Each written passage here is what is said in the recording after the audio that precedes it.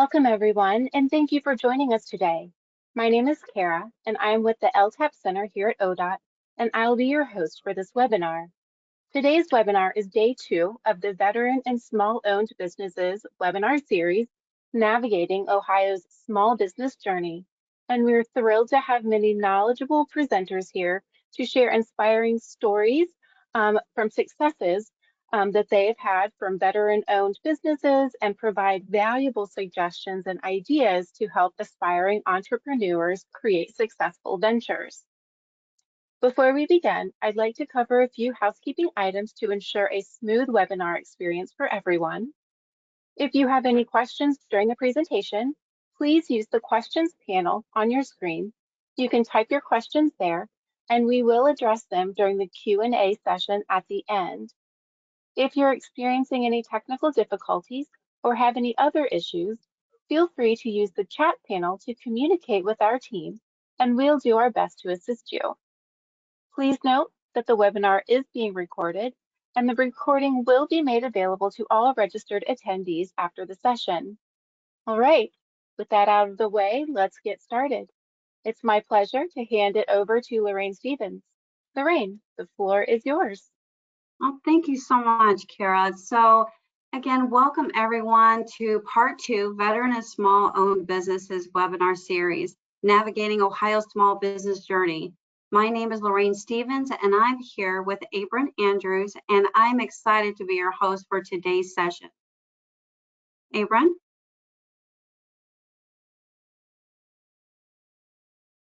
Hello, Lorraine, and thank you. I also want to welcome everyone for joining us today for Navigating Ohio's Small Business Journey. Excuse me. It's been a pleasure to work with Lorraine and her team to bring you all this wonderful information and content to help veteran-owned small businesses and small businesses navigate through Ohio's journey in helping you to start your small business. So Lorraine, thank you so much for this opportunity, and turn it back over to you. Oh, you're welcome. Thank you, Abram. It's so great that we're partnering together for this event. So we will have Q&A session at the end of this webinar. So please feel free to submit your questions throughout the session using the question chat box. We'll do our best to address as many as possible, and we hope you find this session insightful and inspiring.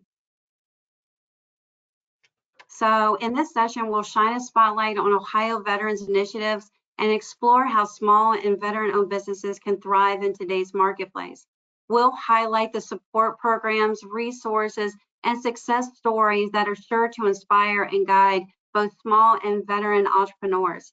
Today, you'll hear not only from successful veteran-owned businesses sharing their journey, but also from the state agencies. They provide valuable insights on veteran benefits, available resources, and how to leverage certification to help strengthen and grow your business. This session is all about celebrating the incredible contributions, whether and for our veterans and our small business make to our business landscape. So learning from their success stories and equipping you with the tools and resources you need to lead your path to success. We hope that through these stories and insights, you'll gain practical ideas and inspiration for your entrepreneur path. Thank you for joining us, and let's get started. So it's now my pleasure to introduce our keynote, Major General Deborah Ashenhurst, Director of the Ohio Department of Veteran Services. Prior to being appointed as Director of the Ohio Department of Veteran Services, Major General Deborah Ashenhurst, U.S. Army retired, served as the Senior Vice President of Military Strategies of R2 Associates. General Ashenhurst retired from the U.S. Army and the National Guard in October of 2015 after more than 37 years of service. And during this time, she served at all levels of command. In 2011, she was appointed by the Ohio Governor John Kasich to the cabinet level position as Adjutant General of the state of Ohio, commanding the 17,000 service members of the Ohio National Guard, the Ohio Naval Militia, and the Ohio Militia Reserves. So she served as the Adjutant General until January of 2015, and her career culminated by serving as a special assistant to the Vice Chief National Guard Bureau in Washington, D.C.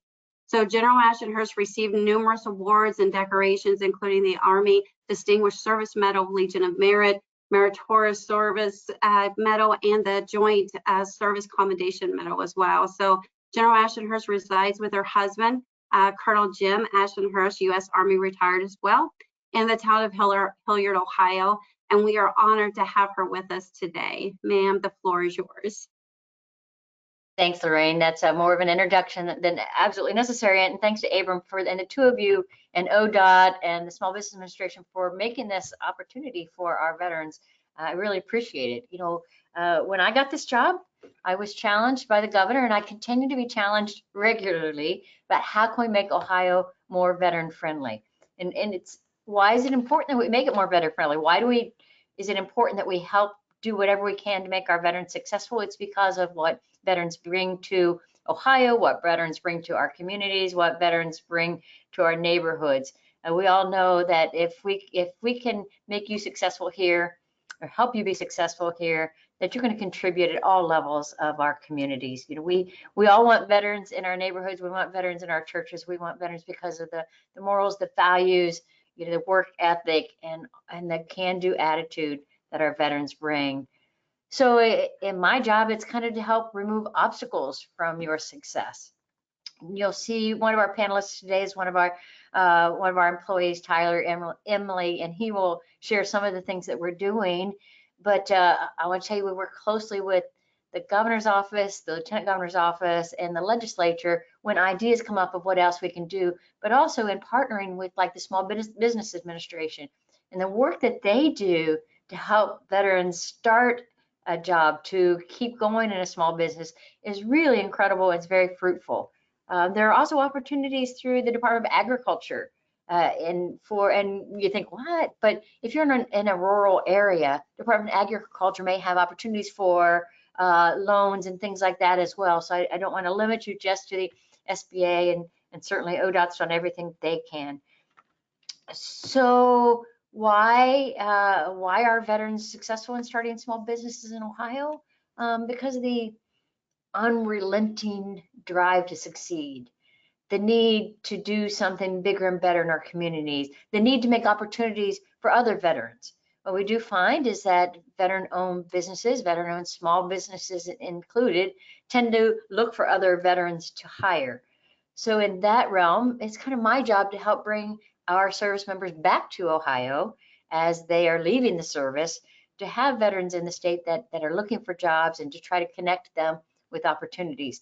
So I encourage you to keep in touch with us, with the SBA, so we know when you're looking for additional veterans, so we can help drive your workforce into the veteran community and know what's available and what's needed to help you be successful.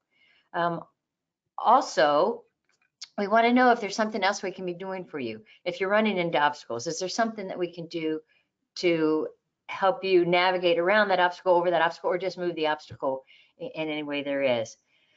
Hopefully you've already tapped into the opportunities for resources with loans, with mentorship, with those big companies that want to partner with you so that you can find your way into the ever-growing industry that Ohio has going. Whether you are want to offer opportunities to the big tech companies, or if you want to serve in a small way to take care of people in your own community, we have the whole range in Ohio.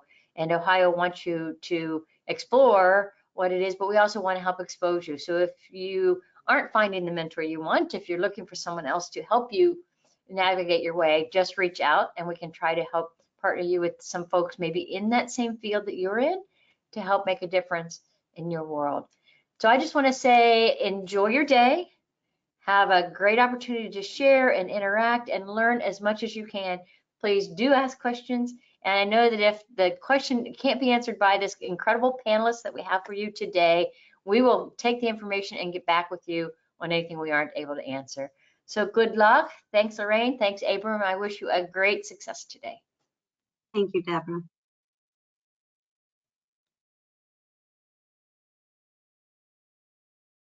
Well, Thank you, ma'am. All of her inspiring words and sharing such valuable insights with us today, and then the knowledge that she has, it's just incredible. So now we're going to move forward to explore how Ohio veteran entrepreneurs are leading the way.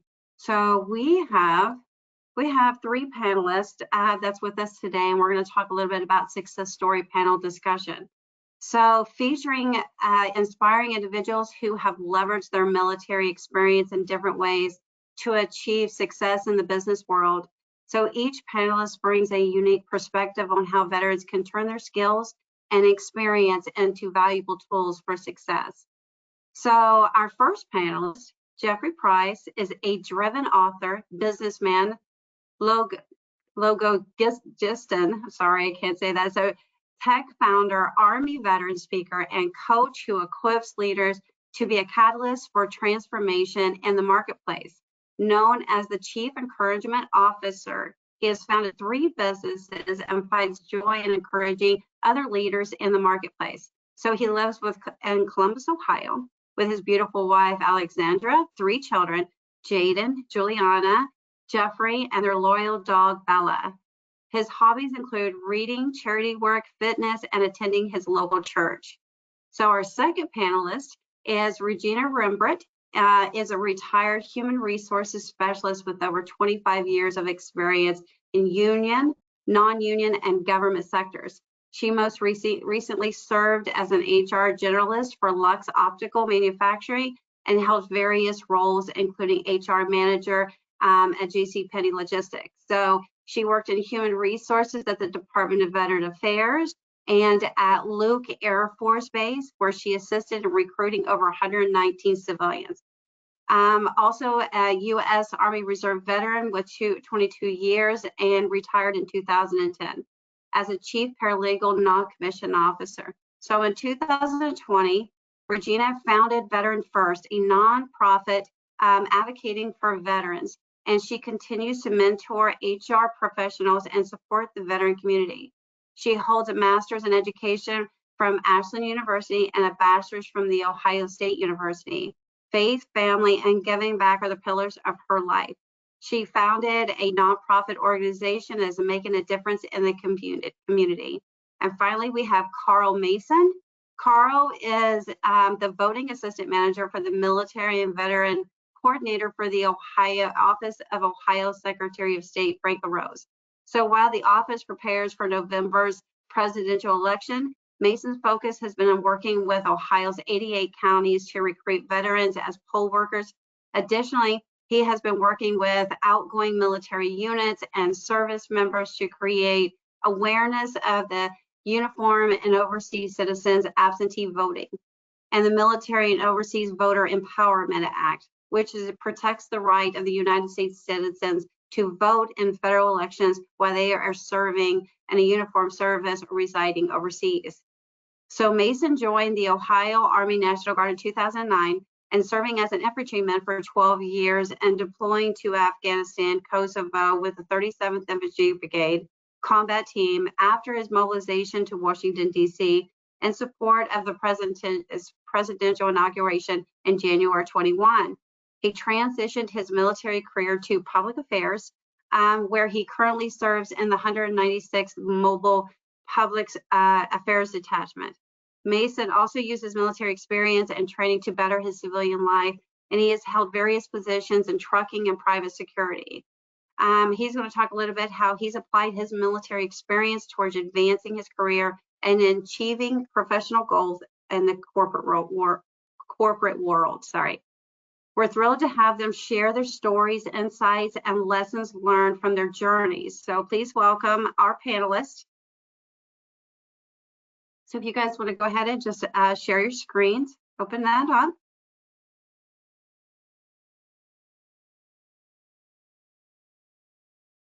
There it is. Maybe. Hello, Regina. Hello, everyone. Okay, so what I'd like to do first is I would like everyone just to give a quick introduction of who you guys are and then a little bit about your guys' business.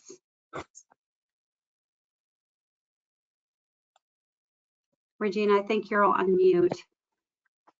Can you hear me now? Yes. Okay. So my name is Regina Rimbert, and I am the CEO and founder of a nonprofit called Think Veterans First. And I also have a for-profit business called Bright Star Consulting. And so I retired from active service in the military in 2008. And since that time have worked to support our veteran community in various ways since that time. So I'm honored to be here. Thank you, Lorraine, for inviting me. And I'm very excited to share information with you. Great, thank you. Jeffrey? Yes, thank you for the warm introduction. I'm an Army veteran myself. I served for 8 years in active duty in the reserves, did 1 deployment to Afghanistan. My military occupational specialty was 88 November, a transportation management coordinator. As soon as I redeployed to the United States, I immediately got a job at Honda out in Marysville doing my MOS for the civilian side. Was there until COVID hit. And I realized at that moment that there was more for me personally than just being in a traditional 9-to-5. For me personally, that felt like a handcuff. I felt that there was more that life had in store for me than a traditional job. So I pursued entrepreneurship, started my first business in 2020, which is a logistics company or third-party logistics. So literally used my MOS to get a great civilian job, then pivoted from there to start my own business. Been in business for going on 5 years now. And that business led to another business where I do motivational speaking, leadership development, which led to me writing a book showcasing that journey. And my most recent endeavor is I started a tech company as well. So I own 3 businesses and also on the board for 4 nonprofits, including Regina's nonprofit, which is an amazing one that we give back to veterans consistently as well. Hi, thank you, Jeffrey. Carl? So, can you hear me? Mm-hmm. All right, perfect. So, I'm actually on military duty right now. We're up at Camp Perry, covering a couple of events, my unit and I. So I had to slip off and find a quiet corner. Was quiet, but so I'm a big fan, and I'd like to tell my soldiers, figure out how you can use your military experience to better your life when you're not wearing the uniform. I used my experience with the large vehicles that we're used to using in the military, and I went and got my CDL on the civilian side. I was a truck driver for a little while, and then the schedule of being a truck driver really wasn't connecting with my National Guard commitment. So I spoke with my management, and they found me as a good fit to be manager of driver training. So I trained other drivers that were starting out. And those teaching skills I learned in the military, being able to learn a job and then teach the soldiers below you to do that job it's really a valuable skill. So that's one of the bigger things I preach is if you have something that you can do in the military, figure out what you can do in the civilian world to use those skills. Don't let them go to waste. I so agree. Thank you, Carl. I really appreciate those are good words to go by. So I'm going to go ahead and I'm going to start with my first question. It's to Regina. So what motivated you to choose either a nonprofit or for-profit business model? And then how do you feel this choice has impacted your ability to make a difference in the veteran community? Okay, so I started my for-profit back in 2008 when I was the HR manager at the JCPenney logistics facility. And in that company, Bright Star Consulting, I do HR training and HR consulting.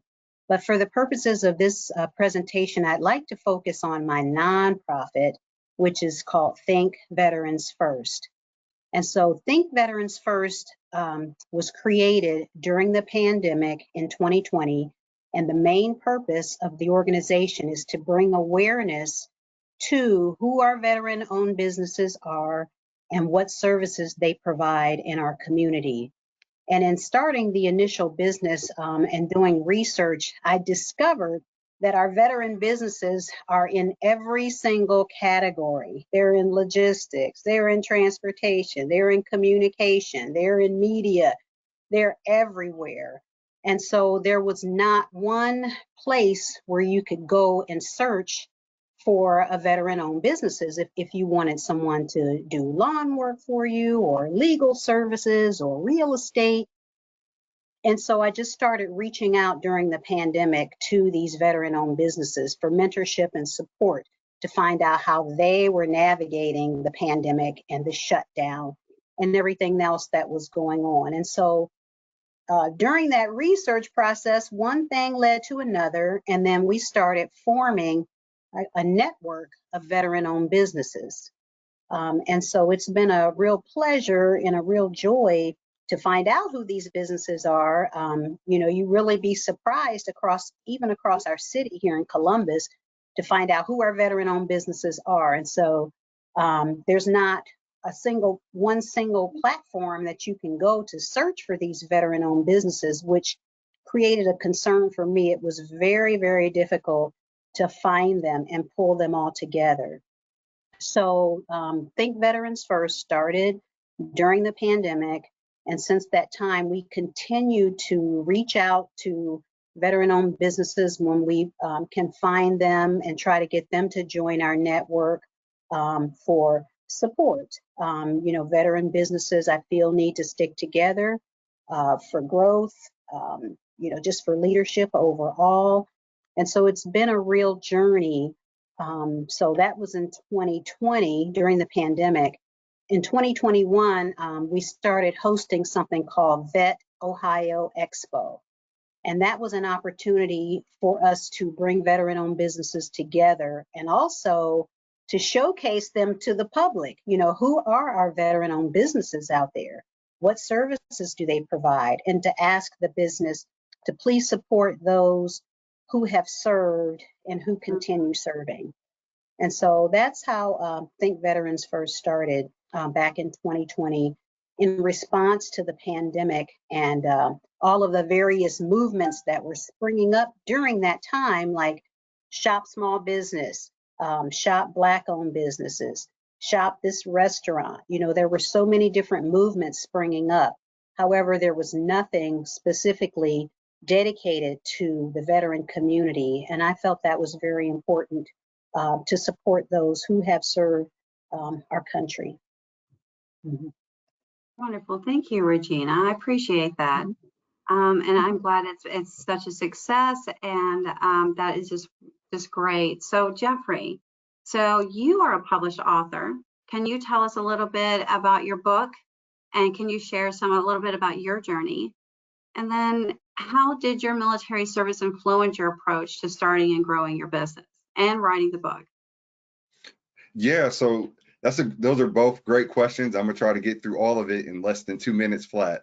So being at 88 in November, kind of just circling back, I feel like personally for me, that's one of the best military occupational specialties you can have, because one of the key ingredients that we all get being in the military is everybody does logistics.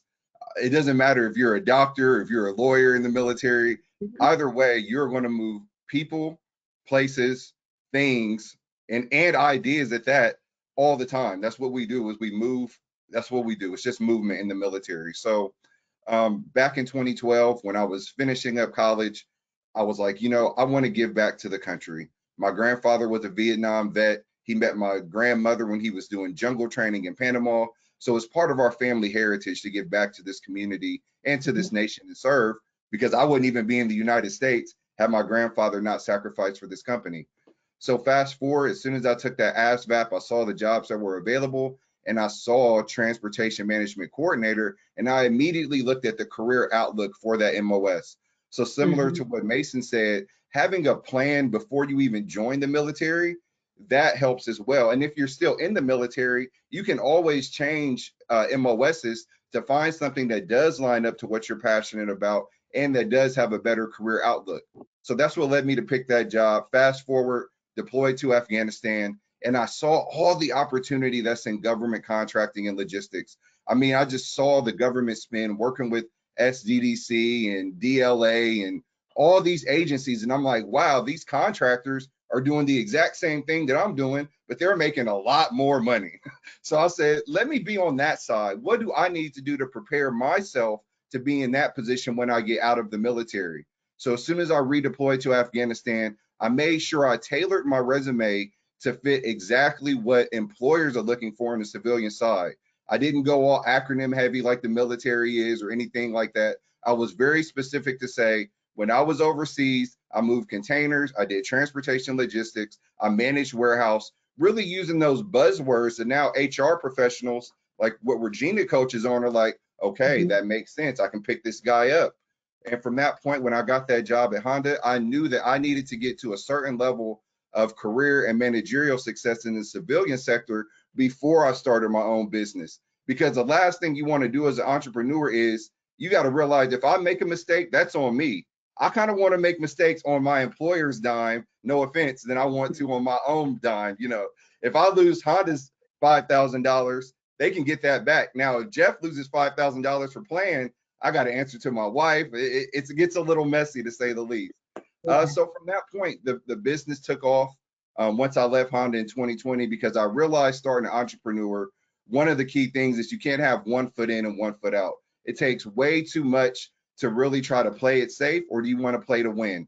So when I left Honda, I left on good terms, made sure I did everything I was supposed to do, but that entrepreneurship path is what was for me. So that leads up to the book. The business took off. We hit 6 figures in sales within our first year. Then now we're doing 6 figures a month since 2021. So I wrote a book about it called The Ins and Outs of Leadership, to where I outline how can veterans be contribute to the workforce, and can how the workforce engage with veterans. So the first half of the book are the ends, to where I say you lead with engagement. If you meet people where they are, they'll follow where you go. Then if you enlighten them, you change their mindset to where I believe each one should teach one to reach one. Same military values that we do, to where you always know your supervisor's next level up.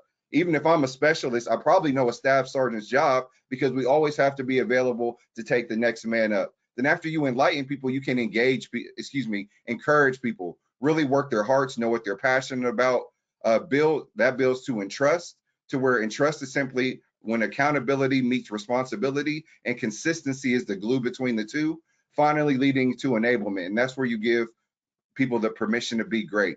That's the book in a nutshell. I don't want to take up too much time, but thank you for that question as well. Yeah, that's great. Thank you, Jeffrey. I appreciate that. Just explaining that whole thing and how you got there. So, Carl, so the next question is for you. So, how have military relationships and work helped you succeed in your current role? And are there any support systems in the military that you've learned to help guide your career? So I keep checking to make sure I'm not muted. So I think one of the most important things I've learned over my time in the military is just networking. You have to learn how to talk to people. You have to learn how to solve a problem. Networking, thinking on your feet, being able to be presented with an issue and draw on your own experience, but also the experience of those around you is paramount. We may kind of overuse the word teamwork, but I don't think it is overused at all, because it's that important.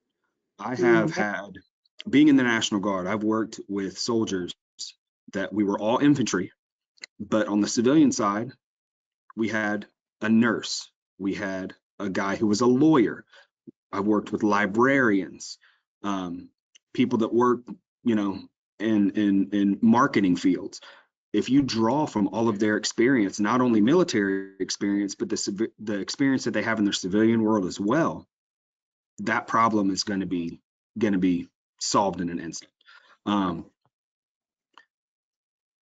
think that networking, learning how to talk to folks, and learning how to communicate is what drove me to move from the infantry world to the public affairs world, where we are literally communicators. So you've heard communication is key, and that key will unlock almost any door that you will ever find yourself up against. Thank you, Carl. So we have the same question for you, Regina. So again, I'll just repeat it again. So how have military relationships and work helped you succeed in your current role? And are there any support systems in the military that you've learned to help guide your career? So again, just piggybacking off of what Carl said, relationships are so important. I mean, I think in my case, relationships can either make or break your business. You have to be able to get out there and network and meet people. And just to mention, at the last two Vet Ohio Expos that we've had, I brought someone in that has an expertise in that area as far as networking.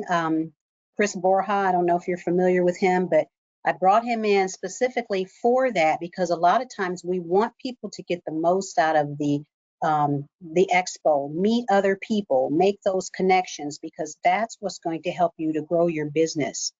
So relationships are key and vital to having a successful functioning business. And so I learned a lot of that, you know, in the military during my time in. I spent 13 years in the JAG Corps, starting out as a young paralegal, E3, you know, and worked my way through the ranks. And I retired in 2010 as a master sergeant. So during that time, you learn how to make relationships, you learn how to get things done, you learn how to make things happen. And, you know, that's really where you build your character is in the military. So those relationships are so vital. I started the nonprofit in 2020, and I have several members that I served with on the board there because they are veterans. They understand issues that affect our veterans. And so those relationships are critical, they're vital. And I think that's been a part of the success of the organization for Think Veterans First is just being all inclusive, you know, and just being a platform where the businesses can come together for that growth, that mentorship, making those connections, because that is vital for any business to be successful, is to make those business connections, not just the relationships and meeting people, but actually forming those relationships. That's critical. So I hope I answered your question. Yes, of course. That was great. So I want to go back to Carl. I've got one more question for you. So what unique challenges or opportunities have you encountered by balancing both? Because you're dual status. So any challenges or opportunities that were made available because of that? So I'm gonna speak opportunities first. When I got to this public affairs unit, I obviously made partnerships, strong bonds with the soldiers that are at my unit. Ironically enough, the office of Secretary of State Frank LaRose, his multimedia specialist is one of my soldiers on the civilian side. And he reached out to me. He said, "Hey, there's a position coming open. I really think you'd be good for it." So I literally heard about my job from one of the soldiers from my unit. That's right. Those kind of, I can't hammer down the importance of networking enough. Just a spot came open. He thought of me when he heard of it, and here I am. I was lucky enough to run into you at the Vet Expo, and here I am. I was able to arrange it on the secretary's schedule the other day, and he was able to come and speak, and now here I am sharing my experiences. So I'm going to talk about opportunities first. Challenge, and this is something that I think any service member or business owner can attest to, because I do have a small business as a photographer on the outside. Work-life balance is it's such an important thing when it comes to being able to spend time not working, unwinding, relaxing. Work-life balance, being able to deal with the stress that either your military position or your civilian position or your small business brings. being able to manage that stress in a healthy way is a lot more important than I think a lot of people realize. I've talked to some people that run small businesses, and they're so excited to get their baby off the ground that they forget about the actual baby at home. So you've got to find that work-life balance and figure out that, okay, from this time to this time, I'm out there, making my mark, but from this time to this time, I'm actually going to relax and I'm going to take care of the people that helped get me here in the first place. Well, thank you, Carl. Yes, it's always important to have that work-life balance, but creating something from scratch, a business like that, it takes work, it takes time, it takes dedication, it takes all of the folks that you're networking with and all of these opportunities that you're trying to put yourself out with. And it's definitely good for you to make sure that you do not forget, who you're doing it for, and your family and with standing there with you. So I can't stress enough that I think it's important with any job that you do, with it, a business or employment side. But again, starting a business is hard work. It's so hard. And I've got to put my hats up to all of you guys, because I can't stress it enough. It takes work. It takes coming to these events. It takes learning who to contact when you need that person to reach out to help with that certification or to help with that opportunity. Take all of these opportunities that comes up, these webinars, and these individuals that assist with that, and reach out to them. I know at the end of this presentation, I would like for everyone on this panel discussion to add your contact information into the chat. That way, if they want to call you, and mentorship is so important, like General Ashton said, reach out to them, see how they walk through their journey, and maybe they can give you some side advice on what you're looking for. And I'm sure they would be open to that. And again, like I said, put your contact information there, just in case anyone here is trying to look for somebody that's in the same boat and said, well, how did you start? How did you do this? So my next question is for Jeffrey. So what skills, from your service, have been the most useful in your entrepreneur journey?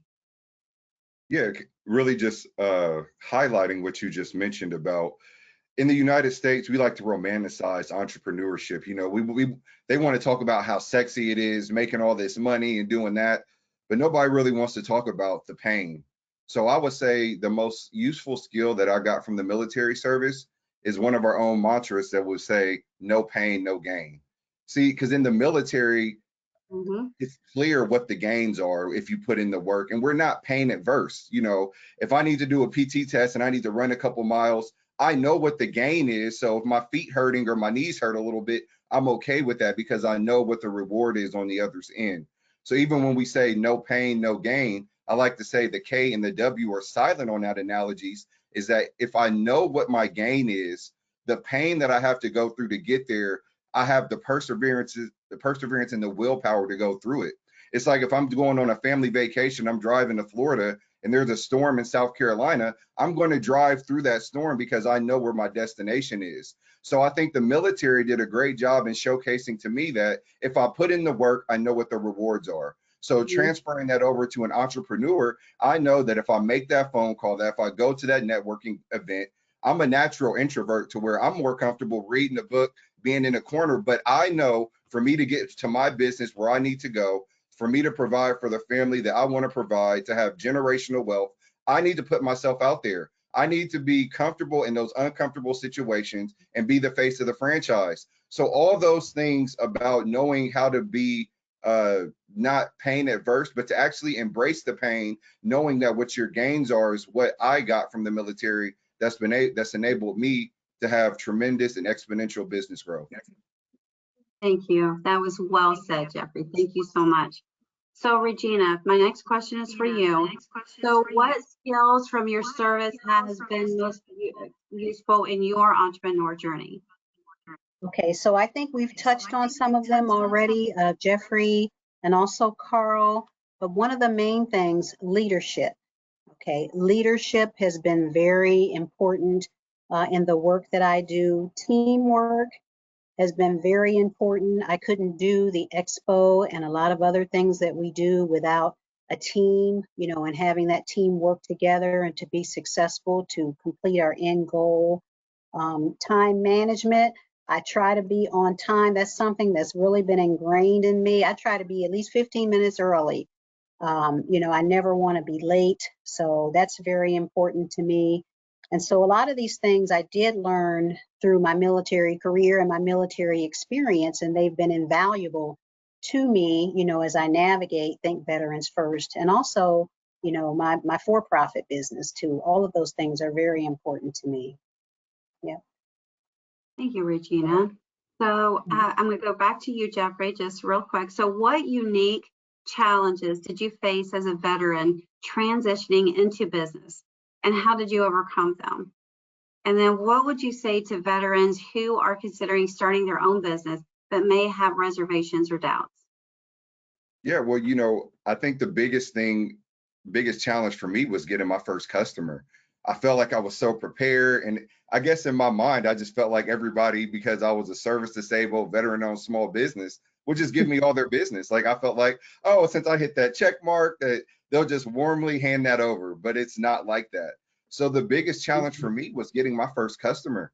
But once you get one, then that confidence builds up like, oh, I can get two, I can get three, I can get four. But getting that first one, that's really the hardest part, because you almost need like that kind of validation, like, man, I'm really taking this leap of faith. Can I really do it? You almost need somebody else to believe in you with you to kind of have that partnership. So for me, that was the hardest thing for me to find my first customer. And here's the kind of the unique thing, going back into the power of networking and putting yourself out there. So the way that I got my first customer was I just hit the phone. I was like, you know what? Let me just start cold calling people. These emails really aren't getting the responses that I needed, being a new business. But by happenstance, one of the customers that I cold called just happened to be an Army veteran as well. And he was in Bagram Airfield the same time I was in Bagram Airfield. So now the conversation shifted, and now the trust is there. And he's like, you know what? Even though you're a new business, you haven't done one thing yet in this industry, I'm going to give you a chance because you're a veteran, you're my brother, and the military takes care of the military on the civilian side as well. So he gave me that one door, that one shot, that one connection changed my whole life, because once he opened the door, now I'm building business. Now people are seeing that I can do it. Now I'm even talking different, because now I'm real confident. Like, yeah, I know I can do it because I just did it for him. So I know I can do it for you, right?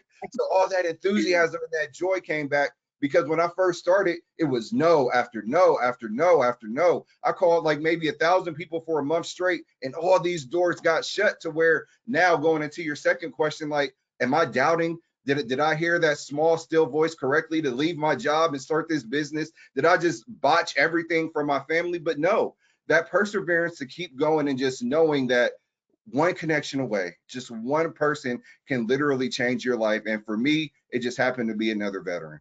Mm-hmm. Yep. Well said again. So yes, I see how your skills are in motivational speaking, Jeffrey. So Yeah. very good. Thank you so much. So my last question is for Carl.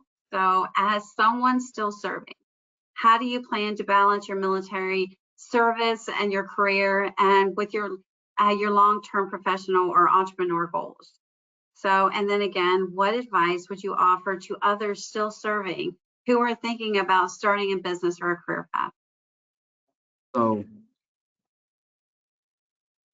using resources is something that um, we push, not only for military life, but people tell you, hey, the resources are out there, go use them. Well, that's something that's easier said than done sometimes, because sometimes you don't know what resources are out there.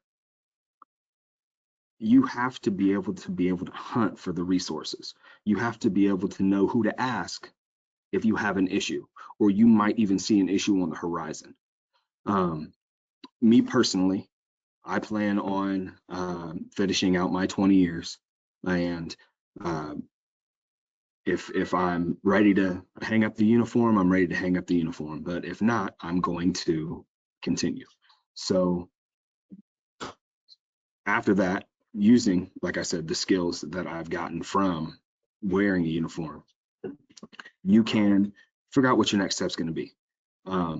Whether that, for me, whether that step is to stay working with government or to work towards the small business that I've created. Figuring out what you need to do next is also in your future, because you need to figure out how to plan. Try and look at what issues, like I said, may be on the horizon, and then you can also account for those while using the resources that you found for yourself and others have provided for you. Oh, wonderful. Thank you, Carl. I appreciate that. And that concludes our panel discussion. I'm hoping that our panelists will just hang on and stay to the end for any questions. And again, please put your contact information there. And I want to thank all three of them. So Jeffrey, Regina, and Carl for joining us today and sharing their success, growth journey, and inspirational words. So the panelists will be staying hopefully to the end of the series, and we'll be opening up to questions and sharing their contact information. Again, thank you all very much. I really appreciate you guys joining me today. Thank you. Thanks for having us. Thank you for the opportunity. Thank you. Thank you. Okay, so our next presenter is Tyler Emley from the Ohio Department of Veteran Services. He is the Northeast Ohio Regional Workforce Consultant for the Ohio Department of Veteran Service. He served in the Marine Corps, where he deployed to combat zones while he was in the infantry. Since becoming a veteran, he has completed a bachelor's and a master's degree utilizing the GI Bill. He has subsequently worked as a veteran service coordinator for College of Toledo and a resource coordinator for Jobs and Family Services in Akron. So while serving in these current roles, he has worked with regional employees to make their workplace military and veteran friendly and assist them with their recruitment efforts for fellow veterans as well. So I'm going to go ahead and I'm going to hand over the keys to Tyler, and he's going to go ahead and take it away. Yes, thank you so much, Lauren. I really appreciate it, and thank you all to our panelists as well. Really motivating things that they discussed there. It was really fantastic. And so yes, so as Lorraine mentioned, I am the regional workforce consultant for Northeast Ohio, Marine Corps veteran. Let's see here. Was in the infantry for 4 years. Did 2 deployments while I was in. I was actually a training operator as well. 29 Palms, California. So I went from deserts back to deserts and then another desert. And so I was really glad to be done with it. And I was able to receive my bachelor's degree as I got out around 2013 from OU, from Ohio University, and then a master's degree from was a public administration from BGSU as well. And so yeah, so I've really tried to focus my my post-academic career and just making trying to really do everything I can to help veterans, to help military members, the folks that are still in active service, and then obviously the spouses as well. And so what I'm going to be talking about today is basically any sort of benefits or resources that are available to you either through federal, state, or local levels, and ensuring that you know how to access those things at the most efficient manner as possible. And so so with that, I believe I can get to, let me see here. Thank you. All right. And, right. Just keep going forward here. Sorry, this is a new platform for me as well. So here's my region, just the northeast side of Ohio, essentially. And so with that, the other folks are Chris Pica in the central area, mainly located out of the Columbus office, which is the main office down at the State House. And then we have a gentleman named by the name of Kennedy Denard, who's over on the western side, all the way from Toledo down to Cincinnati, essentially. So, what we provide. So, let me see if I can go backwards real quick.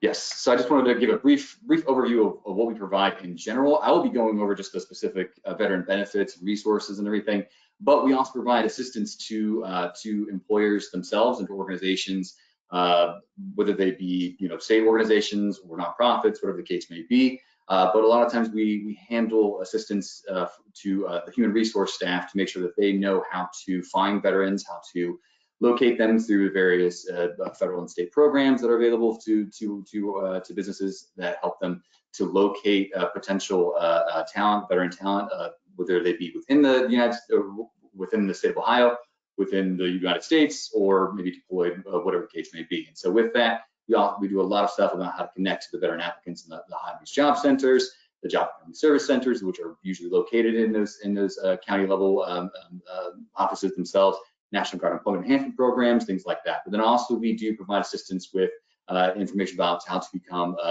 OJT approved. And so if you do, say, if you're starting a new business and you want to create a on-the-job training program, we do house the state approving agency within the Ohio Department of Veteran Services. And so with that, if you need assistance to become certified for a GI Bill approval, that is also an additional service that we provide, which can be extremely helpful as if you are veterans yourselves, you know that being able to utilize your GI Bill, especially as with the housing stipend, can be extremely helpful for incentivizing veterans to go to your program or to use their educational benefits in general. And then additionally, we do provide assistance through organizations to help them try to create a veteran employee resource group or sort of a mentorship program itself. And so we do have individualized presentations and webinars that we provide as well, all of which are free of charge and can be done at any time. So yeah, so let me just click off that. All right, let's go forward here. All right, here are all of our training presentations. These can be uniquely tailored. They are SHRM accredited as well. And so in general, most folks want to just kind of go over the veteran hiring overview, which is our #1 presentation that we do provide. But we also sort of go over military culture, veterans, stereotypes and myths, all that fun stuff. And so if you want to get more information on that, I will be sure to leave my information in the chat, and you can get a hold of me or the other folks within the department for the workforce team, and be sure to get you set up with any of those presentations as well. All right, so in general, the state of Ohio has roughly, I'm not sure why the presentation is looking a little wonky there, I apologize, I think it's just it's compressing a little bit, but the state of Ohio has roughly 700,000 veterans. We're in the top 10, I think we're roughly either 5th or 6th currently. I think Virginia sometimes ekes us out a little bit every other year or so, it seems. And so roughly of the 700,000 veterans within the state of Ohio, roughly 400,000 are working age individuals. And so with that, it's a very substantial number of potential veteran talent that's out there for you. And mainly you are obviously going to see a lot of these folks in the major metro areas, whether they be Columbus up here. I live in Akron, so in either the Cleveland Akron area or down in the southwest corner there in the Dayton, Cincinnati area as well. All right, so we're going to talk a little bit about in general, the benefits that you've earned. Obviously, these are non-exclusive, but you have so many other benefits. It's kind of overwhelming, honestly. And so with that, we're just going to go over just a few of the more important ones. And if you want to get into more detail, we have a whole pamphlet. We have a website that we can get into to talk more about pretty much every benefit that you might not even be aware of, or that I might not even be aware of, even as a Marine Corps veteran myself. So, all right, so mainly we're going to talk about the Ohio Beach Job Centers. Sorry, used to another presentation here. So with that, you will have access to the various Ohio Beach Jobs / Jobs and Family Services resources that are available to pretty much anybody within the state of Ohio. But as a veteran, and especially as any sort of service-connected disability rated veteran as well, you do have access to the various programmings that the job centers have available for individual job seekers.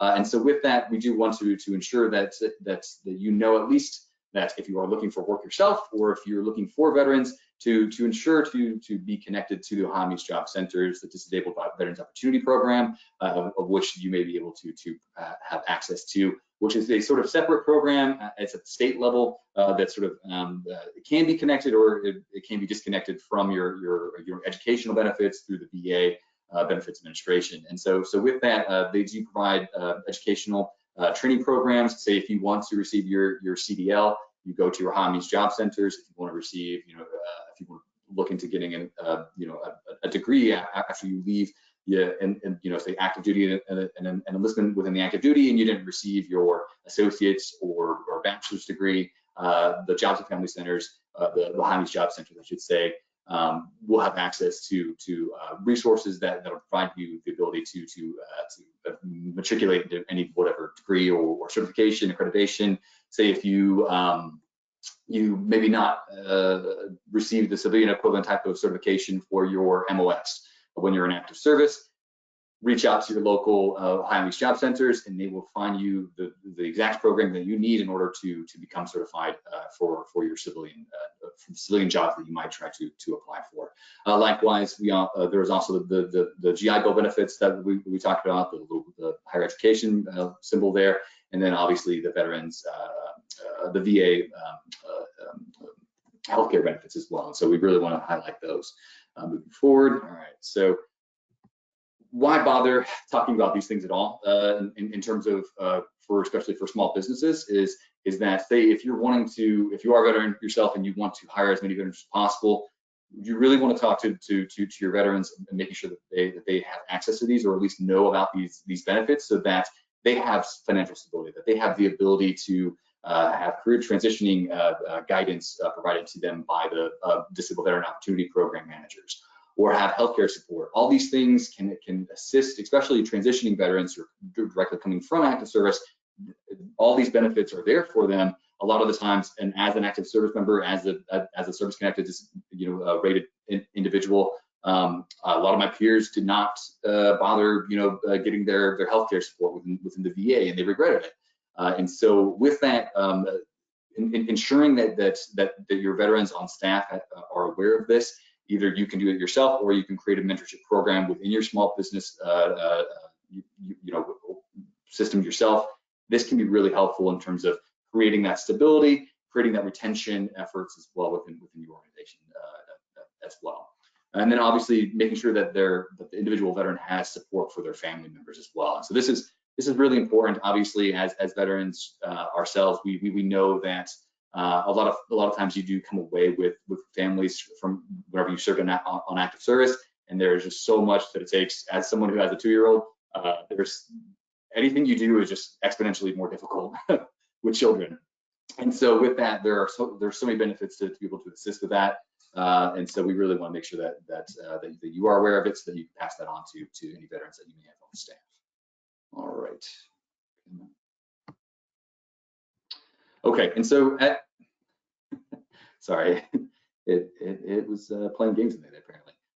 So this is your first stop that we really want to mention. So if you take away anything from this presentation, I really want to highlight the County Veteran Service Offices. Out of the 88 counties within the state of Ohio, each has a County Veteran Service Office, which is sort of under the umbrella of the Department of Veteran Services. And so if you just want to copy and paste that link, that is totally fine, at which point then they will then connect your veterans, yourselves, or whoever, to the resources that they have available at the county level. And so these are the individuals who are going to be able to provide direct assistance, who have the sort of the caseloads to be able to provide the assistance to those individuals. So if anything, just remember to send them directly to the County Veteran Service Offices, and they will look for them, all free of charge. And so that is the number one thing that you want to take away from this presentation, is just send them to the County Veteran Service Offices. They are set up, they are trained to be able to handle any sort of questions or concerns. Say if they want to get file their VA claim, they know how to do that perfectly well. Transportation to medical appointments, any other resources informing about how to be an advocate for your service-connected disabilities, how to obtain your service record. Say if for whatever reason the individual came away from active service and don't know, and it doesn't know how to access or locate their DD-214, they can handle that as well. Any and every sort of resource that you can think of, whether they be housing assistance, financial assistance, they know how to access and provide assistance and connect those individuals to those benefits. At the federal level, we usually talk about, obviously, the healthcare administration within the VA.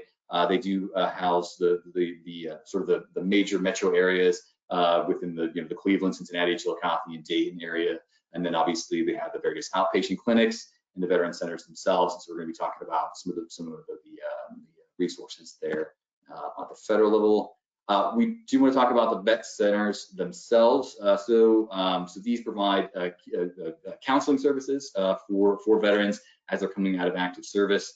A lot of the times, we have even if you weren't a combat-oriented individual, or say anyone on your staff, maybe a combat-oriented service member, we do have a lot of challenges when it comes to transitioning from active service, and so these vet centers, and particularly the counseling services within the VA themselves, are incredibly helpful resources in that regard, and just providing assistance for just sort of the transitionary challenges that we face in terms of being part of a close-knit unit, and then having that being taken away very quickly can be a very jarring process for individuals to work through. And so with that, we would obviously want to mention the vet centers and the VA healthcare systems to be able to access those healthcare benefits as well. All right, here we go. Right, and so at the state level, a lot of this is going to be done through the OhioVets.gov, which is the Department of Veteran Services here. Websites you can find if you also want to say, if you have a lot of the Gen Zers and the millennials like to use everything online. So if you just wanted to send them directly to OhioVets.gov, and at which point then there's lists and lists of benefits and resources and where to find the specific types of resources that that individual veteran might be interested in. Feel free to do that as well. And we have all of that on our website here. That's listed right here, as well as the County Veteran Service Office websites. Likewise, the Department of Veteran Services also houses the veteran homes within Sandusky and Georgetown, and these are the sort of the nursing and domiciliary sites for veterans who may be undergoing any sort of ongoing treatment within their healthcare journey as well. Sometimes I'm not sure if it's going to process or not. These are just talking about the various veteran zones. If you haven't had a chance to go out to them, they're beautiful homes. They're wonderfully staffed, and nurses there are really fantastic. So yeah. Okay, education and employment. I know we're kind of I don't want to take up too much of your time, so I'm just trying to get as quickly through as possible. Ohio has the GI Bill promise, essentially guaranteeing any sort of in-state tuition for veterans and active service members. This ensures that individuals who may be saying, for me, I was in Camp Lejeune, North Carolina on active service, but my home of record was Ohio. As long as I come back, as long as I said that I was going back to Ohio, the Ohio GI Bill promise ensures that the individuals are receiving the in-state tuition, and so that's a fantastic program itself. Likewise, there is a guarantee that any public college and university has to have a public or a school certifying official that has the ability to certify GI Bill use, which can be very helpful, as I've actually experienced the opposite of this. I was actually going to a university out in Chicago, and they did not have a school certifying official, and so I was not able to receive my benefits, my educational benefits, and so I had to leave that school and then go back to Bowling Green State University and receive my master's degree, which was better in the long run, but it was very challenging because I was relying on the living stipend to be able to pay for rent, essentially, whenever I was living in Chicago. And as anybody can attest, Chicago is a very expensive place, and so it quickly ran out of money from a college income. And so having this guarantee, this GI Bill promise is very important, and so that's probably one of the better examples of how the state of Ohio has done a lot to ensure that we are military and veteran friendly, just even on the educational level. Likewise, streamlining certification through the school approving agency, obviously having the post 9/11 GI Bill, it can be very helpful, especially if you are 100% rated individual. Having the living stipend as well as tuition guarantee is fantastic. The Ohio National Guard Employment Enhancement Program, ran by Bradley Moeller. He's the program manager there. That's a fantastic program. So if you are in the National Guard, or if you're considering leaving active service and going to the National Guard, there is a fantastic program that they run that provides complete assistance and career trajectory assistance for anybody that's within the National Guard. Bradley Moeller, like I said, he's a fantastic individual who runs that program for the National Guard within the state of Ohio, which also comprises the Air National Guard and various other branches and services as well. All right, so here are some other various programs within the educational sector, essentially. So we have the Collegiate Purple Star for public universities and colleges, which just guarantees that that institution is as military and veteran friendly as possible. It's sort of a sort of a checklist of in an audit that the state does to ensure that those universities are as military friendly and have all of their certifications and knowledge of military experience, so that they can sort of expedite any sort of educational programs, so that the individual can matriculate as quickly as possible within those educational programs. Likewise, there is the Ohio War Orphan and Severely Disabled Veterans Children's Scholarship Program, which is a bit of a mouthful, but it is a fantastic program. So if you are a 100% rated disabled veteran, your children have access to this program. It's a scholarship that's fantastic. And so anybody who is 100% rated can utilize this program as well. And then just any of the various school certifying officials will have the ability to then connect you to either the educational benefits, and then they are veterans usually themselves, and then connect them to any sort of other various healthcare benefits or financial assistance, any of that type of stuff as well. All right. The National Guard Scholarship Program as well. And so this is not as comprehensive, say, as the GI Bill, but as an active member of the National Guard, you do obviously have access to the scholarship program, which does provide essentially tuition assistance and tuition coverage for you while you're serving on active or reserve status within the National Guard. Right. Employment, like I mentioned previously, there are the Ohio Meets Job Centers located within each and every of the 88 counties within the state of Ohio. And so if, say, you're having a veteran who you want to have HVAC certification, like I mentioned previously, and they don't have the civilian equivalent type of certification completed, please send them to the Ohio Meets Job Centers, and they will get that taken care of. They have priority service registration for the JFS programs, and so that there's a fantastic system itself, and so that they can essentially utilize free programming and not have to touch any of their GI Bill benefits a lot of the time. So it can be a really fantastic way for you to upskill your veterans too. So if you have a veteran, say, that was a motor transport individual, but is looking to progress their career, like Jeff had mentioned, whenever he was talking during the panel discussion there. These individuals, these coaches will be able to provide assistance to them, all free of charge, to help them within their career trajectory as well. Likewise, there is the voc rehab housed within the Department of Labor. The Department of Labor / the VA, and so if individuals might be interested in that, it does not engage any of their GI Bill benefits as well. It's a bit more of a prolonged process, as anybody who's known anybody who has gone through it. I was one of those school certifying officials a few years ago, and so I've actually got to certify a lot of their coursework whenever I served there. And so the voc rehab systems within the Department of Labor / the VA can be a very beneficial and sort of robust and comprehensive training and education program as well. Like I mentioned, here's a fantastic program, the National Guard Employment Enhancement Program. A really great system. And if you don't know, if you are in the National Guard and you weren't aware of this, I've talked with some National Guard folks, and they were not aware that they were eligible for this program.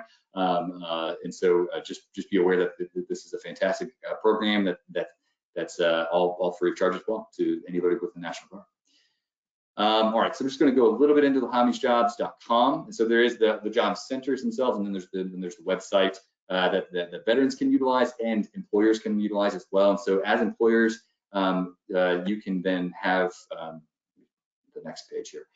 You can look for veterans yourselves through this process. You would just register as military friendly on there. And if you need assistance with that, just let me know.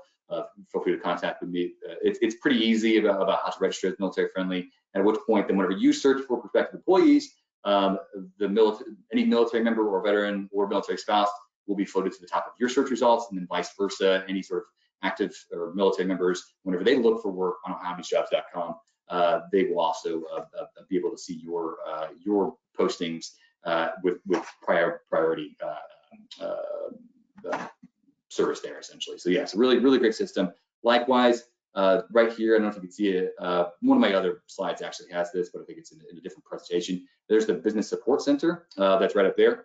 So just click on that, and then if you want to have somebody from the state of Ohio look for veterans for you, it's all free of charge. Just click on what you need, and look, you're looking for veterans, and someone from, I believe it's from like the IT department, will look for veterans for you. So it's really a fantastic program. All right. A little bit about license and registration. There is the Military Skills Test Waiver Program. It essentially can waive any sort of experience requirements for, say, your CDL, for anybody who's had that experience, whether they're on active service or the National Guard, what have you. And so that's a really fantastic program. That's also on our website, OhioVets.gov. And then likewise, there is the Disabled Veterans license plates, which anybody who is rated as 100% service-connected disabled veteran is eligible for a free license plates and registration as well. So that can be really helpful for individuals who are moving back to the state of Ohio and are needing to update their license and registration to be able to drive to work or what have you. So yeah. All right, financial assistance. Most veterans have priority or free registration to any sort of financial assistance programs that's housed through any sort of state or local programming.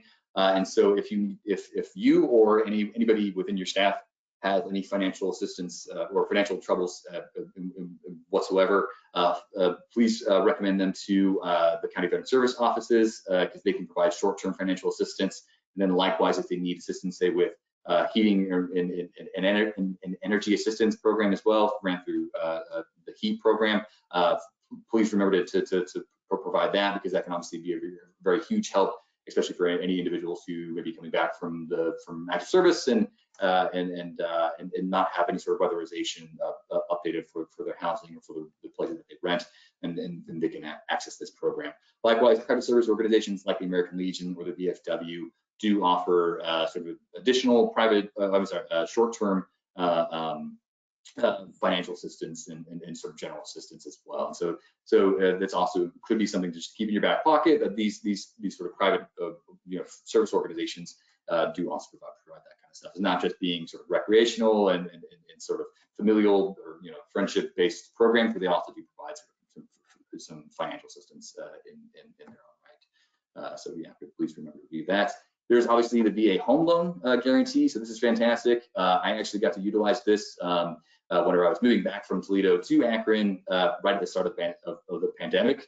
I was able to use the VA home loan guarantee and got a house with it. It's a fantastic program, really great rates. So be sure to recommend those to yourselves or to your veterans that you may have on staff. All right, likewise, I think we're about at the end here. There are discounts for qualifying veterans for any sort of recreational activities that you may undertake within the state of Ohio. And so any sort of camping, fishing, or hunting license, watercraft registrations. So it's not all just work, but there's also play. And so if you want any sort of discounts, any of our state parks, national parks, the state of Ohio does provide discounts to veterans as well. Hey, Joey, hey, Tyler, we are kind of like running out of time. We're almost up at 3 o'clock, and we still have 2 more presenters, and I'm so sorry, but everything you're giving out is great information.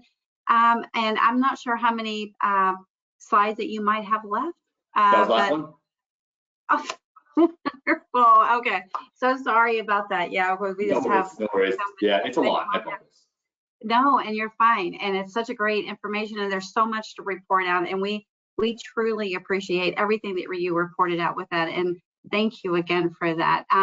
We are going to move to our next presenter. That is, again, great job, Tyler. We know we're moving on to Shonda Harris, a business opportunity specialist, 8A with Small Business Administration. Shonda is a passionate small business advocate. You don't have to, Lorraine, for the sake of time, you don't have to read my bio. Gotcha. No need. I'm going to give you access. Please do a quick introduction there, Shonda, because you just have so much good information to give, and I'm handing you over the mouse now. Please, Okay. just go ahead and click on the slide. Thank you. Yes, for the sake of time. Thank you so much, Lorraine. Thank you to Lorraine Stevens, Lynn Stevens, and everybody over at ODOT. Thank you so much for the opportunity. Again, my name is Shonda Harris. I'm a business opportunity specialist with the Small Business Administration, not association, Small Business Administration, better known as the SBA. And again, grateful for this opportunity. Just brief little quick synopsis about me. I've been with the SBA for about 8 years in the role as a BOS, working directly with firms that have an 8A certification. They're economically and socially disadvantaged. Prior to this, I was a PTAC counselor for 6 years. Now PTAC is known as Apex Accelerator. Did that for 6 years. Prior to that, I was with the Small Business Development Center, also known as SBDC, and just a passionate about serving small businesses and had the opportunity to work with them a variety of different capacities over the past 20 or so years. Have an undergraduate degree, have a master's degree, an MPA from Ohio University, federal government certification for contracting. And again, I think the most important is just the passion, working with small businesses, and then over 20 or so years. I think you said you gave me, there we go. So I'm gonna quickly kind of go through this again. I'm grateful for the opportunity to be serving and doing this with ODOT in collaboration with VetBiz Central, Abram Andrews and his team. We at the SBA, I'm with the Columbus District Office. There are 2 district offices here in Ohio, Columbus and Cleveland. We are the largest, we cover the largest territory. We cover 60 of Ohio's 88 counties here. We also have a small branch office in Cincinnati as well. But quickly, our 4 key areas that we focus on at the SBA is counseling. So if you need assistance getting your business started, we talked about businesses. We had the panel, which I was so grateful to be able to hear. So if you're looking to get your business started, we do have counseling available. It's available through our resource partners. Capital, a lot of you are familiar with SBA loans, maybe in going through COVID, the EIDL loans, the PPP loans, also contracting, which I'll share a little bit about today, and then crisis support. All right, so why sell to the federal government? I'm here today to just kind of highlight leveraging your certification. So if you are interested in starting your small business, or just like the panelists that have started their small business and trying to gain traction and get customers, or if you've already started business, you're doing business at the local level, you're doing business in the commercial, private sector, you're doing business with the city or county, you may want to expand and then do business with the federal government. And why do business with the federal government? Because they spend a lot of money, essentially, over $650 billion in contracts, buying essentially anything you can think of, large or small. And because of that, they do have to spend at least 23% of their contracting dollars with you as a small business. And so we do want to give you an opportunity to learn how you can become a prime contractor, which means you have a direct contract with the federal government. And so there are opportunities for you just to be a small business, and then as a veteran, there are certifications, which is an additional tool that can open the door for you to go after federal government contracts. So we'll talk a little bit about how that works and about the certification. So this is essentially what I just mentioned. The federal government is the largest purchaser of goods and services. And so those contracts that they have available, there are different ways that they can go about giving those, not giving those contracts, but you competing for those contracts.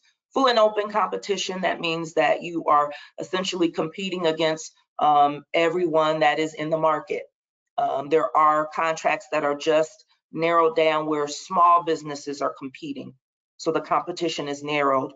And then there are also contracts where there are set aside. So if you're a veteran, if you are economically and socially disadvantaged, if you're woman owned, if you live in an area called a hub zone, then there are contracts that are set aside for individuals that qualify for these certifications. And you can go after those, and it narrows again the competition. So you are just competing against other veterans, you're competing against other women. So we will go over how those work and see how the government breaks down those contracts. All right, so just a brief, quick overview with those set-asides. As I mentioned, it is the federal government has to buy at least 23% of its purchasing dollars with small businesses. And here's a breakdown of the goals that federal agencies have. At least they should be targeting the goal of 5% of what they're spending with woman-owned, 13% with small disadvantaged companies, and that includes the 8A program, companies that are economically and socially disadvantaged, companies that live in a hub zone area, an area that may be distressed, where there's high unemployment. At least 3% of what they're spending should be going to hub zone. And then for service disabled and veteran-owned small businesses, at least 5% of what government agencies should be spending should be going toward service disabled. So those are the goals that federal agencies have with their spending. All right, and I'm gonna quickly kind of go through this for the sake of time, but if you're interested in doing business with the federal government and you qualify for the certification as a veteran, just some quick things that you have to do. All individuals that are looking to do business with the government have to register in something called sam.gov. It's the portal where all federal vendors have to be registered. So you can go to SAM, I'll show you a slide with that. In registering for SAM, you do have to identify your NAICS codes, North American Industry Classification System. That essentially just identifies your product or your service, what you do. You may be construction, you may be IT, you may do marketing, whatever it is, there's an actual code that the government has. Instead of looking at it as construction or IT, there's a code that's associated with that. So you can find your NAICS code by going to census.gov. And then there's some additional information about your company you're going to have to use to register in SAM. Once you register in SAM, essentially, you'll be issued like a social security number for your business, which is called a unique entity identifier. And so that number will, again, like a social security number, identify your business, and your business will be known by the government by that number. That's kind of what SAM looks like. And we're going to quickly go through this. So essentially, how do you get set up or go after the certification as a veteran at the federal government level? Again, this is for federal government certifications. So essentially, you do have to be a veteran, and the veteran certification, it was handled prior to January 2023. It was handled by the Veterans Administration, and so the SBA took it over in January 23, and now it's called the Vet Certification Program. I'm going to skip through some of this. There's some policy highlights. Don't necessarily need to know that. Getting prepared for the application. Again, you do have to be a veteran or a service disabled veteran. There are the FAR clauses for that. Having your DD 214, you do have to register with the Department of Veterans Affairs in order to be established as a veteran. You do have to be in their system. Again, you do have to register in SAM. The business must be at least 51% owned and controlled by a veteran or veterans. And that service disabled veteran does have to have, I believe, at least, I think 0% as far as their disability or connectivity. It just has to be at least 0%. And I do believe you have to have that paperwork, again, registered with the Department of Veterans Affairs. So also, if a veteran is permanently or totally disabled, their spouse or their caregiver who's appointed to assist them, they can also help that permanently or totally disabled veteran run their small business. So essentially, there is a checklist of documents that you'll need, and you can go to, if you see the last link on the bottom of the slide, sba.gov VetCert, to get that list of required documents.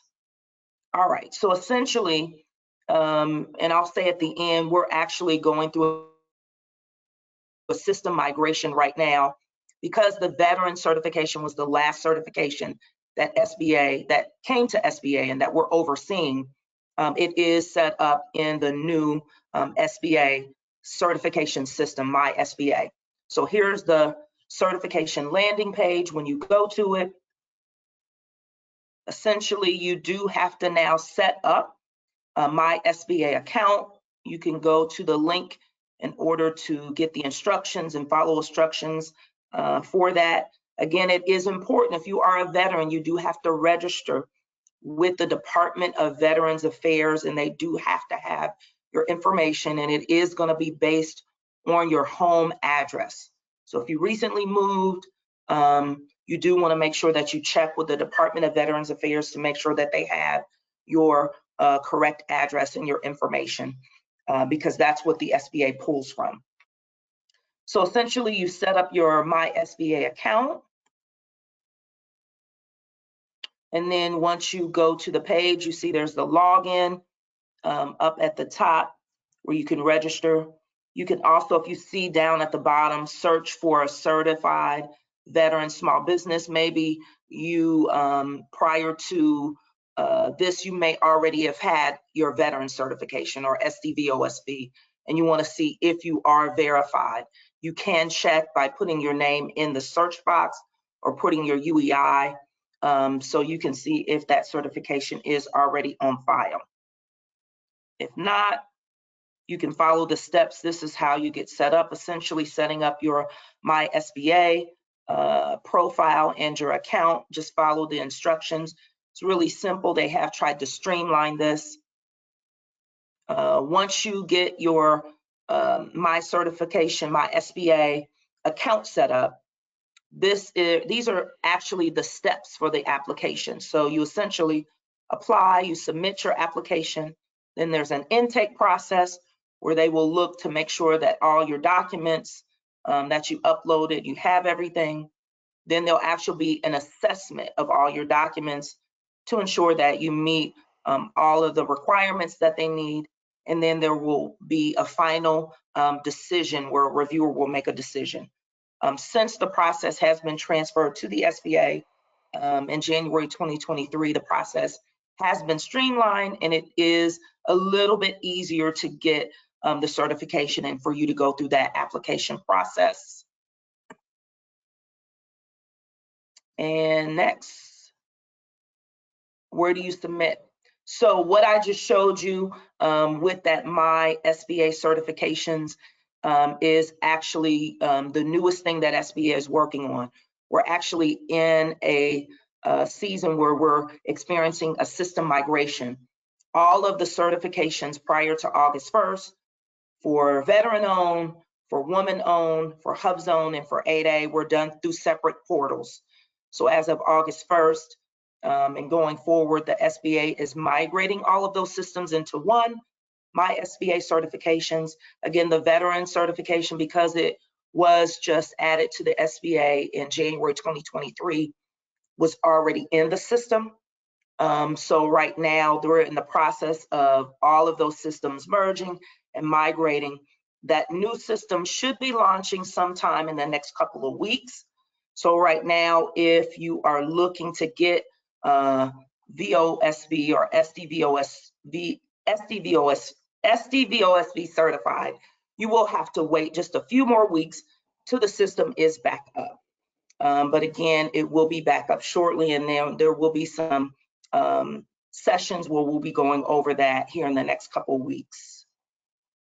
That's essentially it. I forgot to add one slide in addition to the system migration and the new system that's coming up, where all of the certifications are going to be in one portal. That means that it is going to be easy for you as a veteran. Maybe you're woman-owned. Also, you may live in a hub zone. You qualify for 8A. So instead of sending your documentations to 4 different platforms, it will be sent to one platform. Also, if you want to apply for a loan, everything will go through the My SBA portal. So all your information will be in there. It'll be in one account. And if you qualify for the other certifications, again, it'll make it more streamlined and easier for you. You qualify for all those certifications just to go through it one time instead of 2. In addition to that, great news, I believe our Deputy District Director, Terry Bolden, was on Tuesday and gave an opening and just some great news here in Ohio. We did win a Veteran Business Outreach Center. So that should be starting up, I believe, in January. So just additional resources to help you as veterans. And right now we're grateful for the partnership we've had for many years with the closest VBOC to Ohio, which is in Michigan, with Aber and Andrews. It's been a great resource partner providing training and technical assistance to our veterans. They'll still continue in that process as we're transitioning for our new VBOC until I believe the end of the year. So again, stay tuned. We'll be issuing more information about the new VBOC that will be set up in Ohio and additional resources to assist you as veterans to help you on your journey with contracting and getting your small business started. Again, my name is Shonda Harris. If you have any questions for me, there's another business opportunity specialist in the district, Jill Nagy Reynolds. We're here to assist. I know I went through that quickly. If you do need assistance with getting your SAM registration, sometimes that can be a little daunting, or getting your veteran or service disabled veteran certification. The next, I believe, resource partner, Joey Scott, who's with the statewide Apex Accelerator, another great resource that can also assist you with that process. That's essentially it for me. I'll hang around for questions unless there are any questions now. Well, we're going to go ahead and open it up at the very end. Okay. Again, I apologize to everyone in the audience. I know we're going a little bit over, but the information that we're getting is so beneficial. I would please encourage you guys to stay. It won't be much longer. We have 2 more presenters after this, and with Joseph and Dustin, and then after that, we're going to go ahead and open up the floor for questions. So Joseph Scott, so again, a great presentation, Shonda. Always a great presentation. I would like to introduce you to another great speaker from the Ohio Apex Accelerator. Mr. Joseph Scott is the statewide program manager of the Ohio Apex Accelerator Network at the Ohio Department of Development. His role is to lead Ohio Apex Accelerator programs and works closely with the Regional Apex Accelerator Office, which are hosted by development partners. He previously was the director of Youngstown State University, PTAC, which is hosted by the Williams College of Business Administration. Joseph graduated from YSU with a Bachelor's of Science in Business Administration and Accounting with a Master's of Business Administration. He maintains a certified global business professional certification with the National Association of Small Business International Trade Educators. Joseph also is a certified foresight facilitator and has been trained in creative problem solving by Buffalo State and design thinking by Stanford University's D School. So with when Joseph is not innovating or leading the Ohio Apex Accelerator, He teaches a class on government contracting. He also tries his hand at golf and writing. So please welcome Joseph. I'm going to go ahead and give you control of the PowerPoint presentation. Again, thank you, Joseph. Thank you so much, Lorraine, and it's a pleasure and honor to be here. As you heard, I am the statewide director for our Apex Accelerator program. We are formerly known as the Procurement Technical Assistance Center, so you might know us under that old name, but we have a new name, same great mission of helping with all things government contracting.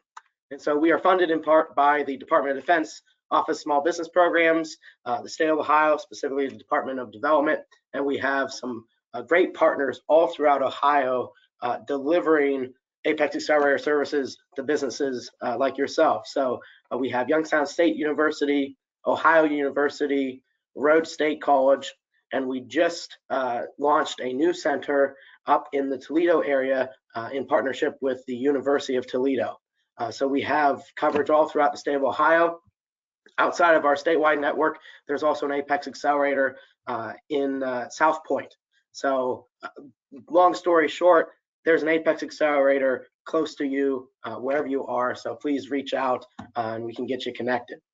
The purpose of the Apex Accelerator program is to provide government contracting assistance to small businesses. You know, we can actually help any size business, but we really focus on small business because small businesses are where the innovation comes from. It's really where a lot of the service delivery and products come from when you look at the government contracting. So whether you have a prime contract with the federal government or the state of Ohio or your local city, or you're a subcontractor to a large company and you're providing a piece of the puzzle, we can assist you every step of the way. I like to break down our services into 3 buckets: becoming procurement ready, experiencing procurement success, and then the catch-all of staying in the government marketplace.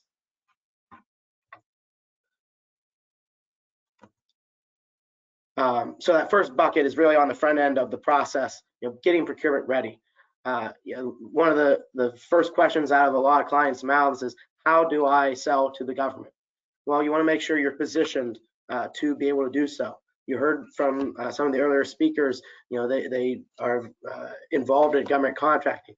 Well, if they wanted to start out, they had to get registered with either the federal government, being registered in the system for award management. They had to, if they're selling in the state of Ohio, you have to get registered in Ohio Buys. You want to have all these registrations in place before you can start bidding on opportunities, because if you are not registered in SAM, you can submit a bid for a federal opportunity, but they won't accept it because you're not in the SAM database, and that's a starting point to do business with the federal government. So we can assist you with all of those registrations. As you heard from Shonda, who was a previous speaker, we can assist with business certifications, and we can assist with federal certifications that the SBA has, but we can also help you navigate state certifications. So in the state of Ohio, the Department of Development houses the business certifications for Minority Business Enterprise, MBE, EDGE, WBE, Veteran Friendly Business Enterprise, VBE. So we can assist you through that process, and we can get you connected with the side of the shop that deals with those certifications as well for some more one-on-one assistance. We can help you market your business, helping develop a capability statement, so you have a one-page resume of your company that you can take to contracting professionals, kind of like how you or I would have a resume. You want to have that capability statement to promote what your business does and does well, and any past performance that you have. We can also help you understand how the government buys. We have a lot of fancy databases that we can run reports on agency buying history, not just what they're buying, but how they're buying it. Is it on a credit card? Is it a contract? Is it just getting 3 quotes? The government has a lot of different ways they can purchase products and services, and we can help you identify those and also make connections.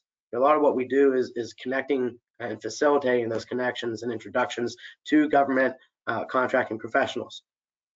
We also host matchmaking events, business to government matchmaking events all throughout the year, where you can get, it's kind of like business speed dating, where you sit down across from the table with a government buyer and you pitch your capabilities and try to walk away with at least a new relationship. We also have a daily bid match system that we can get you connected to send opportunities to your inbox. Once you're up and running, we can still help you, with procurement success. So the one thing we cannot do is we cannot write a proposal for you, but we can review the opportunity with you, make sure that you understand that it's right for you, and we can review your response to that opportunity to make sure that before you submit it, it is the most responsive and successful as it can be. We can also help you understand, contract clauses, what requirements are in the contract. For example, Department of Defense contracts have cybersecurity requirements. So, we want to make sure that you understand those and are working towards those. And then also leveraging past performance. Once you get one win, you want to keep turning that into multiple wins. And we can talk about strategy and tactics on how to do all that. Third bucket, staying in procurement. It's kind of the catch-all of compliance. A lot of companies don't know you have to renew your SAM registration at least once a year to stay current and active in that. The worst thing you can do is let your SAM expire, and then you go to win another contract with the federal government and they can't give it to you because you're inactive in SAM. We also do a lot of education on those cybersecurity requirements I mentioned. We also help connect companies with innovation opportunities. So the SBA oversees a program called the Small Business Innovation Research Program, where the government, there's 11 agencies, have funding to kind of spur research and development. And so there's specific topics and opportunities within that we can connect you with. With our federal leadership within the Department of Defense, they've asked us to really raise awareness on some key areas, foreign ownership, control, and influence. Really helping businesses understand, where the money comes from if they are seeking outside investment. Understanding, what those implications are when hiring certain employees. FOCI is not inherently bad, but you want to understand it and know how to mitigate it when dealing with federal contracts. Cybersecurity is important to any business, whether you're a government contractor or not. And then, those innovation programs. Here in Ohio, we like to innovate ourselves. So we developed a procurement internship program. We're going into the third year. We have two partners, Ohio University and YSU, where basically we provide students the opportunity to learn the fundamentals of government contracting, and then they apply that knowledge during a summer-long internship where they're working full-time, 40 hours a week, helping companies go after government contracts. And the companies, as an incentive, get partial reimbursement of those intern wages. So that's a really neat program. Our Apex Accelerator Network overall, last year, our clients won over 9,700 contracts worth over $1.6 billion. Of that, our veteran clients, both veteran-owned and service-disabled veteran-owned, won over $340 million. So, we are here to assist any and all businesses, but we definitely like to assist our veteran-owned businesses as much as possible as well. And a lot of our counselors are retired military as well. So it's we're very blessed to have all that. And I know I kind of flew through all of this. Apologies, I lost my voice, so it's still recovering. So didn't want to spend too much time. But if you have questions or want to look for your local Apex, you can go to our website, reach out to me, and we'll get you connected. So thank you all for your time. Lorraine, I'll turn it back over to you. Thank you so much. That was a great presentation. So our last and final speaker is now we're going to hear from Dustin Brown. So He's going to talk a little bit about empowering veterans using AI technology to supercharge your small business. So Dustin is an IT leader with 15 years of experience in bridging the gap between data and results. With 15 years in the IT trenches, he has honed his skills on a proficient SQL server, DBA, and strategic IT manager, excelling in both technical execution and collaboration leadership. His first decade was spent wielding the magic of TSQL, ensuring database performance and integrity for diverse data ecosystems. This foundation laid the groundwork for his transition to a more holistic role, leading ODOT's database team for the last 5 years, where he thrives in orchestrating projects, streamlining workflows, and empowering teams to unlock the full potential of his data. So welcome, Dustin, and I'm going to go ahead and I'm going to give you control of your slide, and I'll go. All right, well, thank you. Thank you for the introduction. It's a very long-winded way of just saying I'm a simple computer nerd that works for the government. Thank you for having me here, and we will get started. Hopefully folks are still on the line. So for my session, we'll explore how artificial intelligence can become your secret weapon for starting and growing a thriving small business. We'll delve into practical AI applications to streamline tasks, gain valuable insights, and connect with customers in powerful ways. So, oops, I think we went too far. Is there a way to go back, Lorraine?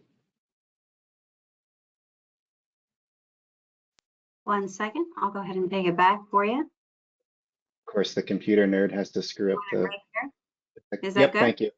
Yep, All right. thank you. Let me get back control back over. Okay. So what is AI? It might sound intimidating, of course. You're hearing about it everywhere in the news, more than likely, but it's essentially about using smart computer programs to solve problems. AI can analyze vast amounts of information, identify patterns, and even make predictions. As veteran business owners, you can leverage this technology to free up your time, hopefully make smarter decisions, and eventually gain a competitive edge on your competition.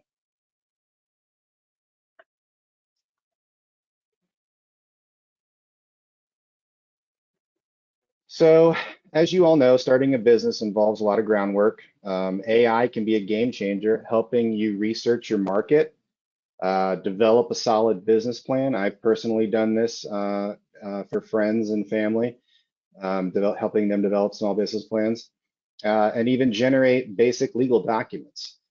So if you could, imagine having an AI assistant that gathers competitor insights, identifies potential customer niches, and helps you project your business's financial future. With AI, you can launch your venture with more confidence and focus on what you do best, which is leading your teams and delivering exceptional products and/or services.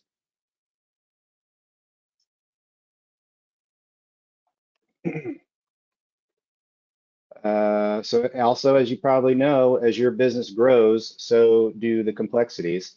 And AI can be your secret weapon for making data-driven decisions. AI-powered customer relation management, or CRMs, can personalize your marketing efforts and help you anticipate customer needs. Powerful financial analysis tools can identify areas for cost savings and improve your bottom line. And AI can help you optimize your supply chain, ensuring that you have the right inventory in stock, which should avoid costly disruptions. I'm just flying through here. Marketing your business effectively is crucial, as you probably all know. AI can help you target your advertising campaigns with laser precision, reaching the exact customers most likely to be interested in your offerings. AI can also analyze social media trends, allowing you to tailor your content and engage your audience more effectively. And furthermore, AI-powered chatbots can provide 24/7 customer support, ensuring your customers receive prompt and helpful responses to their questions, even while you're sleeping or maybe out with your friends and family doing that work-life balance. You could still have a chatbot-powered system where you're able to help your customers when you're not around. I just added these in here. I'm sure you probably are mostly aware of these resources for veterans. These aren't specific to AI, but I would encourage you to start looking out for these particular resources to become more AI aware and hopefully start having programs to help veterans learn about AI and use it in their business as well.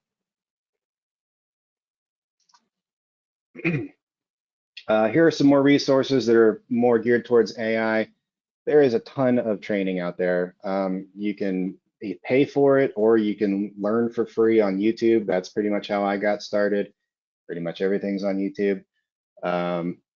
And down below, you'll see, oops, yeah, can you go back one more? I didn't touch the mouse, I swear. On the lower part of that slide, there were tools that you can use, AI tools specifically for generation, content creation. Oh, there you go, thank you.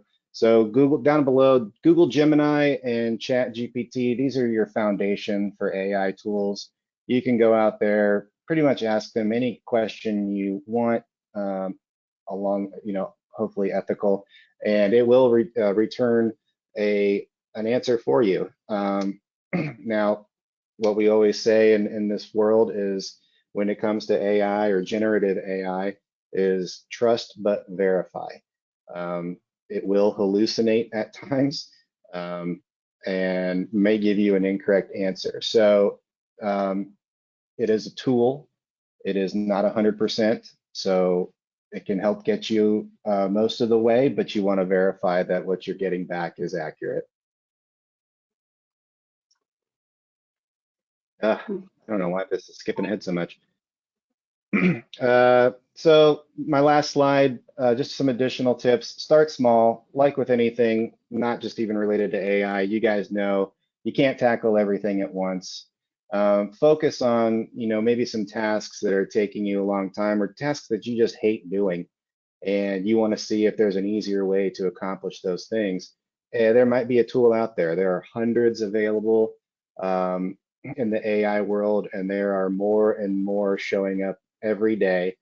A lot of them have freemium models, so you can start using it for free to kind of get used to it and see if it's something that's going to help you before you actually start paying for it.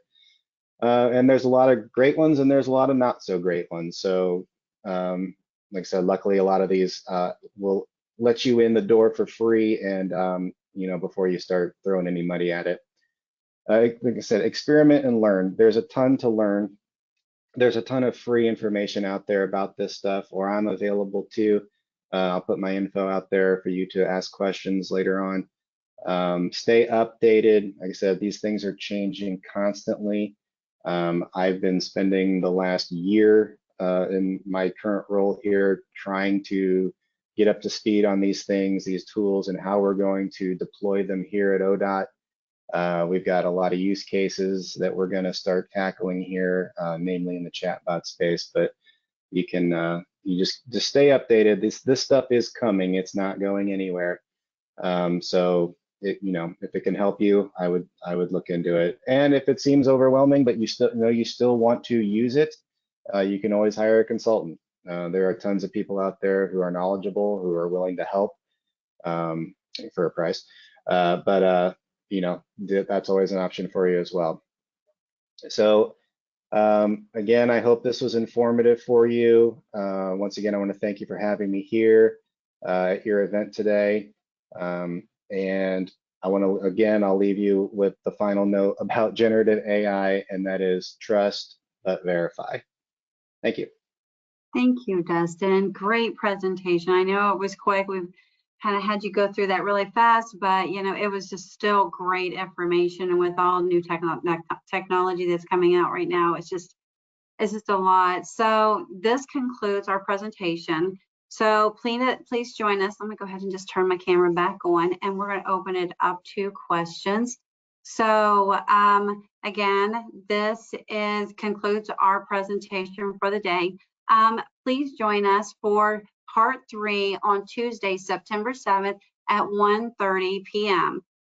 Ready, Set, Succeed, Forward March, mobilizing for success with state certification to seize opportunities. So this is all about all of the certifications out there, and how to obtain them, who is in charge of what, and then all the updates that's coming down through the pipeline as well. So it's sure to be a great presentation.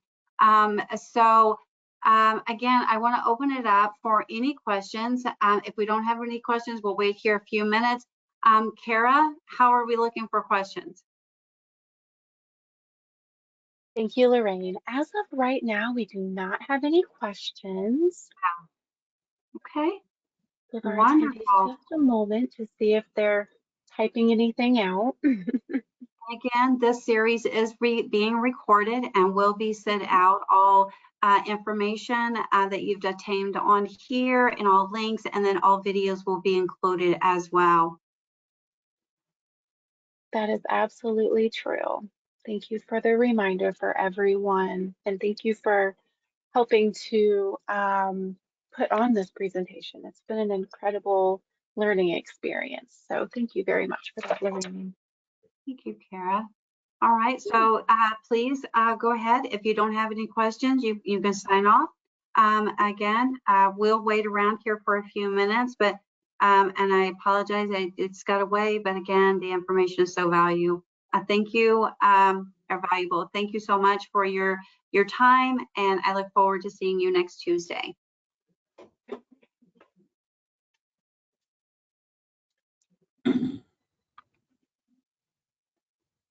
Abram, would you like to close out? Well, I want to say that all the speakers were phenomenal. There were some great stories and a lot of good content. I tip my hat to you and your team for putting together such a great lineup of speakers. I couldn't have done a better job. I have to say the entrepreneurship ecosystem in Ohio is thriving.